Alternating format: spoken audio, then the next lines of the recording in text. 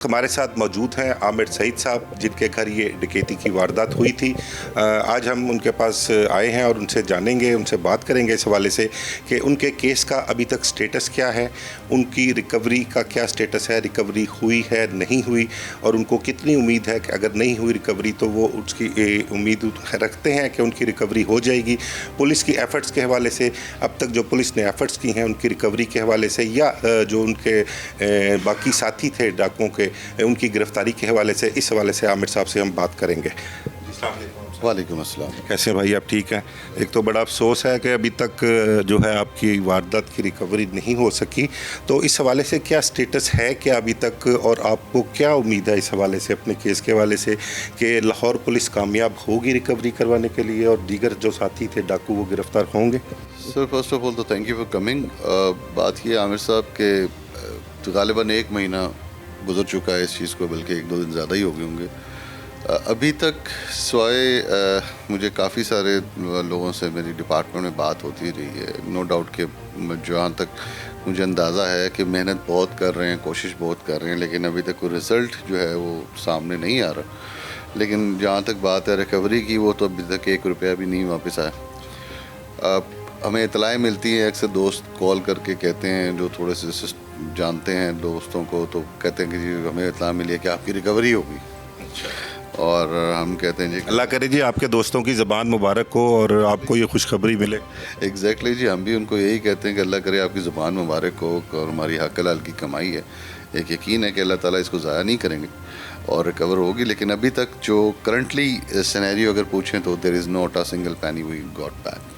आमिर साहब, जब वारदात हुई थी उसके बाद ज़ाहिर बात है जो एक माहौल बना था यहाँ पर, जो सिचुएशन थी कि एकदम से पीछे से 4 लोग आ जाएं, गन पॉइंट पर फैमिली को ले लें, खासा हरासमेंट वाला जो था माहौल था, तो फैमिली भी खासी अपना खौफज़दा थी। तो अब वो उस डिप्रेस से, उस खौफ से बाहर आ चुकी फैमिली? आप देखिए, ऑब्वियसली बच्चों के जहनों में ना एक ये ट्रॉमा है जो कि काफ़ी हद तक तो कवर हो गया, लेकिन अगर हम कहें कि नहीं ज़्यादा जहन से निकल गया तो वो अभी तक ऐसी सिचुएशन नहीं है। देखिए, इट वाज समथिंग कि जो हमने कभी सोचा भी नहीं था, ऑब्वियसली किसी ने भी नहीं सोचा होता, लेकिन एक इस तरह की वारदात और इस तरह के ख़तरनाक गैंग के जो हमने बाद में सुना वो किस तरह के लोग थे। अल्लाह ताला का बहुत एहसान है कि मेरे घर वाले सेफ़ रहे, बच्चे सेफ़ रहे, वालदा बहनें और जो मेरी बेगम है वो सेफ़ हैं, सब सेफ़ हैं, तो अल्लाह का बड़ा एहसान है इस चीज़ के ऊपर। लेकिन एक होता है कि जिस तरह हम DHA में रहते हैं। अब DHA के अंदर रहने के लिए हम लोग डिफरेंट फीसेस पे करते हैं DHA को, जिसके अंदर हमारी सिक्योरिटी के चार्जेस भी जाते हैं।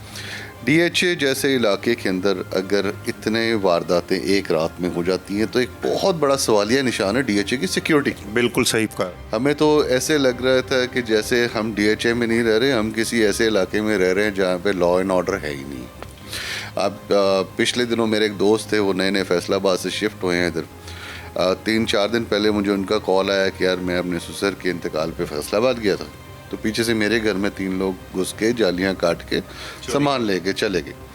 आई मीन क्या हो रहा? एक कितनी बड़ी सिक्योरिटी टीम है इनके पास, लेकिन कोई आज तक जब से ये हमारा वाक़या हुआ है, पुलिस बार बार आके हमें हौसला भी देते रहे हैं, हमें ईज़ आउट भी करने की कोशिश करते रहे हैं, लेकिन DHA की तरफ से ना कोई हम लोग को इस तरह की चीज़, ना कोई दोबारा कोई बंदे आए, ना ही कोई सिक्योरिटी के हालात ठीक हुए।